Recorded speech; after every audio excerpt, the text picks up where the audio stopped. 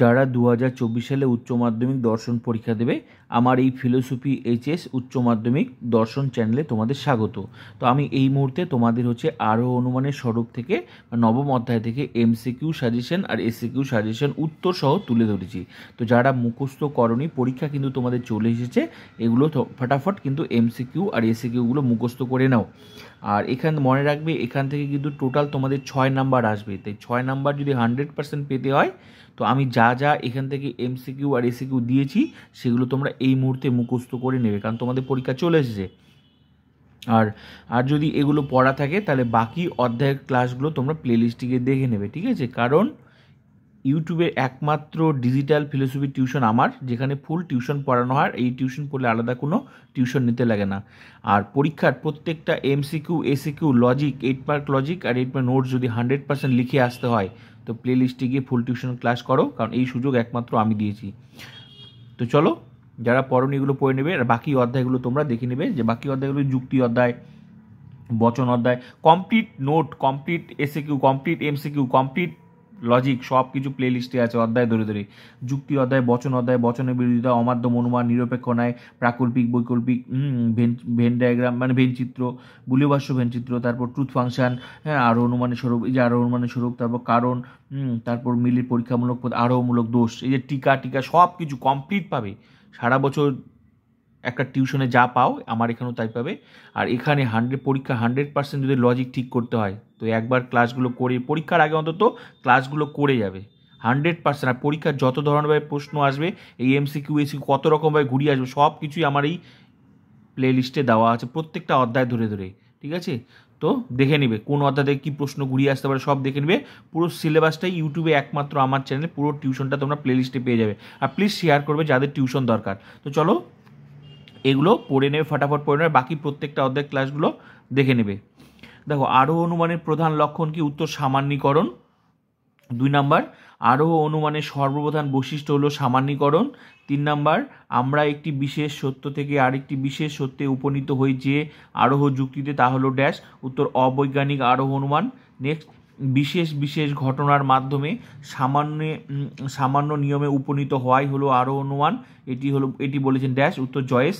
Next, আরও অনুমানের সামান্যীকরণের মাধ্যমে যে বচন প্রতিষ্ঠা করা, তা হলো ড্যাশ। উত্তর সামান্য সংশ্লেষিক বচন।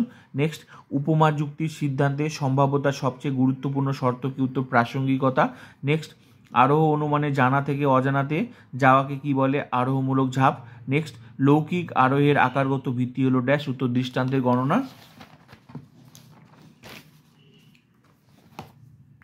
নেক্সট, লৌকিক আরোহকে শিশুসুলভ অনুমান কে বলেন? বেকন। নেক্সট, অবৈজ্ঞানিক আরোহ অনুমানের অপর নাম কি? অপূর্ণ গণনামূলক আরোহ অনুমান। নেক্সট, আরোহ অনুমানের সিদ্ধান্তটি হলো ড্যাশ। উত্তর সামান্য সংশ্লেষক বচন। নেক্সট, আরোহ অনুমানের সমস্যাটি হলো ড্যাশ। উত্তর সামান্যীকরণ।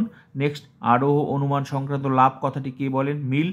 Next, a system of logic গ্রন্থটির লেখককে? মিল। নেক্সট, উপমা যুক্তি কত প্রকার ও কী কী? 2 প্রকার, ভালো উপমা, মন্দ উপমা। নেক্সট, ভালো উপমা যুক্তির ভিত্তি কি? প্রাসঙ্গিক সাদৃশ্য। নেক্সট, ভালো উপমা যুক্তির ভিত্তি কি? প্রাসঙ্গিক সাদৃশ্য। নেক্সট, মন্দ উপমা যুক্তির ভিত্তি কি? অপ্রাসঙ্গিক সাদৃশ্য। নেক্সট, উপমা যুক্তির মূল্য কিসের উপর নির্ভর করে? সাদৃশ্যের প্রাসঙ্গিকতার উপর। নেক্সট, কোন প্রকার আরোহ অনুমানে আমরা বিশেষ থেকে বিশেষ সিদ্ধান্ত গ্রহণ করে থাকি? উপমা যুক্তিতে। নেক্সট, উপমা যুক্তির ভিত্তি কি? 2 বা ততোধিক ব্যক্তি বা বস্তুর মধ্যে অসম্পূর্ণ সাদৃশ্য। নেক্সট, উপমা যুক্তি কিরূপ বচন প্রতিষ্ঠা করে? বিশেষ বচন। নেক্সট, উপমা শব্দটির আক্ষরিক অর্থ কি? সাদৃশ্য বা মিল। নেক্সট, আরোহ অনুমানের লাভকে অন্ধকারে ঝাঁপ দেওয়া কে বলেন? উত্তর মিল। নেক্সট, আরোহ অনুমানের ভিত্তি কয় প্রকার ও কী কী? 2 প্রকার, আকারগত ভিত্তি, বস্তুগত ভিত্তি। নেক্সট, আরোহ অনুমানের আকারগত ভিত্তিগুলি কী কী? উত্তর কার্যকারণ সম্পর্ক ও প্রকৃতির একরূপতা নীতি। নেক্সট, আরোহ অনুমানের বস্তুগত ভিত্তিগুলি কী কী? পর্যবেক্ষণ ও পরীক্ষণ। নেক্সট, আরোহ অনুমানে মূল্যবানের একটি মানদণ্ড উল্লেখ করো। উত্তর দৃষ্টান্তের সংখ্যা।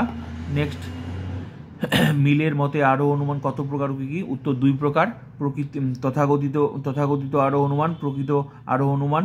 নেক্সট, মিলের মতে 3 প্রকার প্রকৃত আরোহ যুক্তি কী কী? উত্তর বৈজ্ঞানিক আরোহ, অবৈজ্ঞানিক আরোহ, উপমা যুক্তি।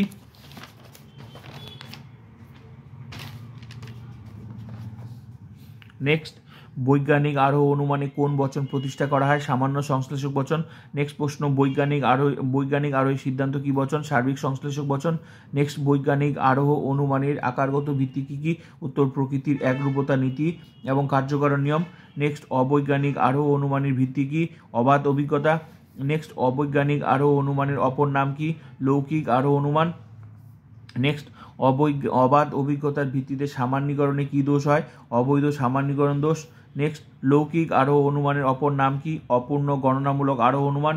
নেক্সট, অপূর্ণ গণনামূলক আরোহের ভিত্তি কি? প্রকৃতির একরূপতা নীতি ও পর্যবেক্ষণ। নেক্সট, সাদৃশ্য অনুমানের অপর নাম কি? উপমা যুক্তি। নেক্সট, সাধারণ মানুষ যে অনুমান গঠন করেন ড্যাশ। উত্তর, অবৈজ্ঞানিক আরোহ অনুমান। নেক্সট, পর্যবেক্ষণের ক্ষেত্রে তিনটি শর্তের উল্লেখ করেন জয়েস। তো এই হলো এমসিকিউ। এবার নেক্সট আমি তোমাদের এসিকিউগুলো শেয়ার করছি। এগুলো পড়লে 100% কমন। এখান থেকেই তোমরা ছয়টা এমসিকিউ আর এসিকিউ পেয়ে যাবে 100%। তো এইভাবে প্রত্যেকটা অধ্যায় আর দেওয়া আছে, প্লে লিস্টটিকে প্রত্যেকটা অধ্যায় ধরে ধরে পড়ে নেবে। নেক্সট এসিকিউ হচ্ছে এবার এসিকিউ। তো দেখে নাও, আরোহ অনুমান কাকে বলে? কয়েকটি বিশেষ দৃষ্টান্ত পর্যবেক্ষণ করে প্রকৃতির একরূপতা ও কার্যকারণ নীতির উপর ভিত্তি করে একটি সার্বিক সংশ্লেষক বচন প্রতিষ্ঠা করাকে আরোহ অনুমান বলে। নেক্সট, সামান্যীকরণ বলতে কি বোঝো? উত্তর, কতগুলি বিশেষ মূর্ত দৃষ্টান্ত পর্যবেক্ষণ করে সমজাতীয় সমগ্র বিষয়ের বিমূর্ত ধারণা গঠনের মানসিক প্রক্রিয়াকে সামান্যীকরণ বলে। নেক্সট, আরোহ অনুমান সংক্রান্ত লাভ বা ঝাঁপ কাকে বলে? উত্তর, আরোহ অনুমানে বিশেষ জ্ঞাত সত্য থেকে সামান্য জ্ঞাত সত্যে অগ্রসর হওয়াকে দার্শনিকরা আরোহ অনুমান সংক্রান্ত লাভ বা ঝাঁপ বলেছেন। নেক্সট, আরোহ অনুমানে স্তর বিভাগগুলি উল্লেখ করো। সংজ্ঞায়ন, পর্যবেক্ষণ, বিশ্লেষণ, শ্রেণীকরণ, অপনয়ন, প্রকল্প প্রণয়ন, সার্বিকীকরণ, যাচাইকরণ, সিদ্ধান্ত গ্রহণ। নেক্সট প্রশ্ন, আরোহ অনুমানের মূল সমস্যা কি? উত্তর, আরোহ অনুমানে কোন কোন শর্ত পূরণ করলে বিশেষ সত্য থেকে সিদ্ধান্তে সার্বিক সংশ্লেষক বচন প্রতিষ্ঠা করা যায় তা নিরূপণ করাটাই মূল সমস্যা। নেক্সট, কার্যকারণ নিয়ম কাকে বলে? এই পৃথিবীতে কোনো ঘটনা বা কার্য বিনা কারণে ঘটে না, এই নিয়মকেই কার্যকারণ নিয়ম বলে। নেক্সট, আরোহ অনুমানের বস্তুগত ভিত্তিগুলি কি কি? উত্তর, পর্যবেক্ষণ ও পরীক্ষণ। নেক্সট, পর্যবেক্ষণ কি? উত্তর, নির্দিষ্ট কোনো উদ্দেশ্য নিয়ে কোনো কিছু প্রত্যক্ষ করাই পর্যবেক্ষণ। নেক্সট, পরীক্ষণ কি? কৃত্রিম পরিবেশে কোনো বিষয়কে বিশ্লেষণ করাই হলো পরীক্ষণ। নেক্সট প্রশ্ন, প্রকৃতির একরূপতা নীতি কাকে বলে? যে নীতি অনুসারে প্রকৃতি সম অবস্থায় সম আচরণ করে তাকে প্রকৃতির একরূপতা নীতি বলে। নেক্সট, তথাকথিত আরোহ অনুমান কাকে বলে? যে আরোহ অনুমানের মধ্যে প্রকৃত আরোহ অনুমানের কোনো না কোনো বৈশিষ্ট্যের অভাব থাকে তাকে তথাকথিত আরোহ অনুমান বলে। নেক্সট, বৈজ্ঞানিক আরোহ অনুমান কি? প্রকৃতির একরূপতা ও কার্যকারণ নীতির ভিত্তিতে সিদ্ধান্তে বিশেষ থেকে সামান্য বচনের প্রতিষ্ঠাকরণকে বৈজ্ঞানিক আরোহ অনুমান বলা হয়। নেক্সট, অবৈজ্ঞানিক আরোহ অনুমানের উদাহরণ দাও। রাম বুদ্ধিমান, শ্যাম বুদ্ধিমান, যদু বুদ্ধিমান, মধু বুদ্ধিমান, অতএব সকল মানুষ হয় বুদ্ধিমান। নেক্সট, বৈজ্ঞানিক আরোহের লক্ষ্য কি? উত্তর, দুটি ঘটনা বা বিষয়ের মধ্যে কার্যকারণ সম্বন্ধ আবিষ্কার ও প্রমাণ করা। নেক্সট, বৈজ্ঞানিক আরোহ অনুমানের প্রধান লক্ষণ কি? উত্তর, আরোহ অনুমান সংক্রান্ত লাভ। নেক্সট, অবৈজ্ঞানিক আরোহ অনুমান কি? উত্তর, যে আরোহ অনুমানে কার্যকারণ সম্পর্কের উপর নির্ভর না করে অবাধ অভিজ্ঞতার ভিত্তি বিশেষ বচন থেকে সামান্য বচন প্রতিষ্ঠা করা হয় তাকে অবৈজ্ঞানিক আরোহ অনুমান বলে।